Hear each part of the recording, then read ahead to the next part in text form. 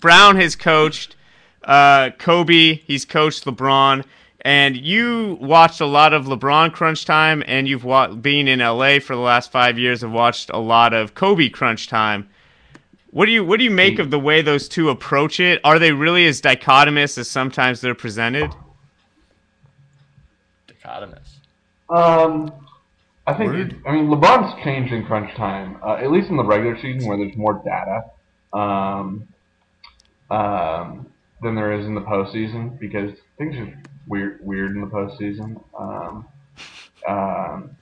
But in Cleveland, if you look at the 82 game, the LeBron and the Cavs as a whole were just ludicrous in crunch time. I mean, when it was like a 2, 3, 4 point game and 5 minutes to go, it's just like it was a very calm feeling. It was just like, all right, we got this, showtime. Like, let's do this is fun. Everyone spread the floor, run some high pick and rolls for LeBron, and we're gonna win now. And if you all the evidence, Cavs the blog for all the recaps of those games, they were a lot of fun. And then this year in Miami, it'll be like the Heat are up 12 with 2 minutes to go. It's like, all right, Mario, don't foul anybody. 2 for the win. I tweeted that like 3 days ago. Yeah, I think but what we have, and then the Heat are sort of just an average team in crunch time. This year, when you look at the net for 48, whereas Cleveland, I think, has been at either like 30 or 40 net points per 48 in the 82 points club situation when LeBron was there. But yeah, I do think they have, when you get down to the really crunchy time, the last shot type situation, I think that Kobe wants those shots very badly. I think he goes to bed imagining them. I think he loves them. I think if you went to Kobe's beginning of the season and said, Kobe, every game this season, all 82 of them is going to come down to your team down by a point, and 10 seconds left, and you with the ball. What do you think? Kobe would be like, all right, deal. I'll take it. And I think the Lakers probably go, actually go, 28, and I can't do 82 minus 28 in my head. I'm that bad. The answer is 94. They probably don't have a great season, but I think that's something that Kobe likes. And I think LeBron, meanwhile, just hates. I mean, I think there's some things he'll do in a last shot situation. I think he'll try and look for the drive, he'll look for the pass. He really hates taking that jump shot. He really doesn't like it. It's just not something I've seen from him. You can see game 2 against Orlando. That was a situation where it was just catch and shoot. He didn't really have time to do anything else. He had to pop and shoot it. And those are sort of their different approaches. And I think sort of the thing comes from LeBron is, there are two things that are objectively true. LeBron is statistically a better player than Kobe. If his PER holds this year, he's going to have 5 seasons with a higher PER than Kobe's career high PER. You can make an argument that he should be working on maybe his 4th or 5th MVP season. Then again, he has 0 rings, and Kobe has 5 of them. So I've counted them. They're 5. And LeBron doesn't like LeBron doesn't like taking last shots. Kobe does. So when we look for a sort of a logic, when we look for a bridge between why is this player statistically inferior, but sort of greater or has more championships or etc. That's your there's you can see the cat in the background. He's now playing in the closet. That's the bridge that people need to sort of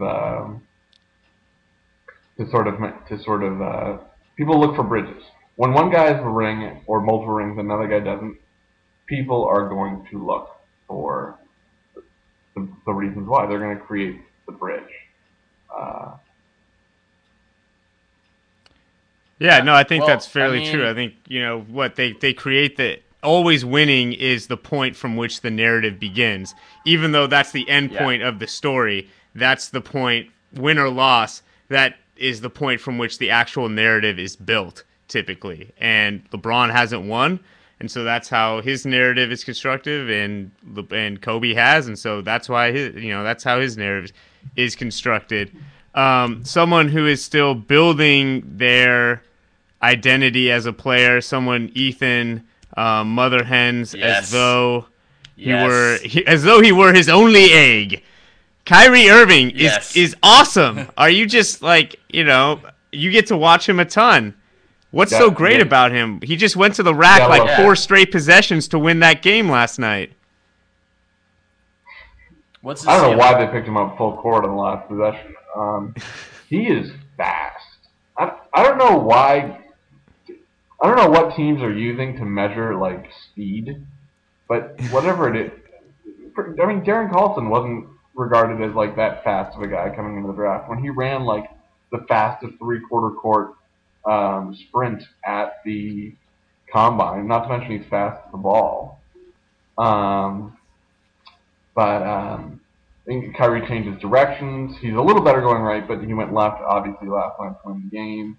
And one thing that makes you faster is when guys can't, although he's been slumping a little bit with the shot recently, when guys, he said he's such a good shooter, so guys can't go back on his shot. And this is why Steve Nash, despite not being that fast, has been able to get to the basket his whole career. Similar to Kyrie, Nash also has that great balance and I love Kyrie. Core. Yeah. 1 second, wait. But you said, do you think, where's his ceiling? It sounded like you thought, I'm in your head. I'm in his head. He had to run away. What happened there? No, I think he's got his cell phone plugged. This is a HoopSpeak live first. Yeah. Can we get the cat on? Can we get the cat? Can he sub in?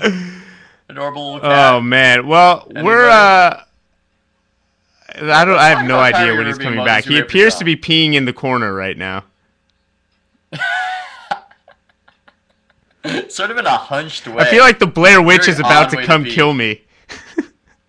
Dude, he's gonna turn around and his face, it's gonna be like the Ring. It's just gonna be wow. Yeah, it looks normal. Sorry, I gotta go check something. This is weird. I'll be right back. We'll probably just take all right. Yeah. John Krolik, ladies and gentlemen. Another fascinating appearance.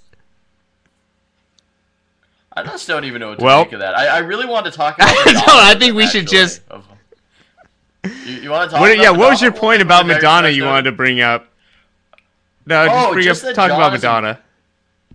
Yeah, John's a big fan, and he really liked that Super Bowl halftime show, and I was watching her music video a couple days ago, that Give Me All Your Love music video, and it reminded me of just an athlete, when the athlete's old and doesn't want to hang it up, and it makes everybody sad. She just, like Kobe with the fluidity, but even worse, wasn't moving correctly, and she was singing I'm a Different Kind of Girl, which is weird because she's 54, I think, and I just wanted to know, I wanted John to defend Madonna and to put up a big defense for her. So, next time. Next time. Yeah, I will tell you, her halftime show was much, much better than recent halftime shows for the Super Bowl. So yeah. I respect her for that. And you know what? Like a Prayer is just timeless, and that song is one of my all time. So I've got a soft spot for Madonna and her terrifying arms. I'm trying to block your segue right now, but I will say what made that halftime show was the guy on the string. And that guy, I actually met and hung out and had a few beers with him. I might have mentioned this on HoopSpeak Live, and he was actually being really annoying, talking about this whatever slack lining thing he does, and just talking about it endlessly like it was his ticket to the top. And I just did not listen to Andy Lewis, and I dismissed him as a crank and a weirdo. And I'm watching the Super Bowl halftime show with some friends of his, and everybody goes crazy when he's slacklining with Madonna. So I guess the moral of the story is don't be as dismissive and self-centered as I am, and appreciate people's dreams. And slacklining to the top is like has a certain ring to it. That's how I would like to describe my my personal career right now. Just slacklining.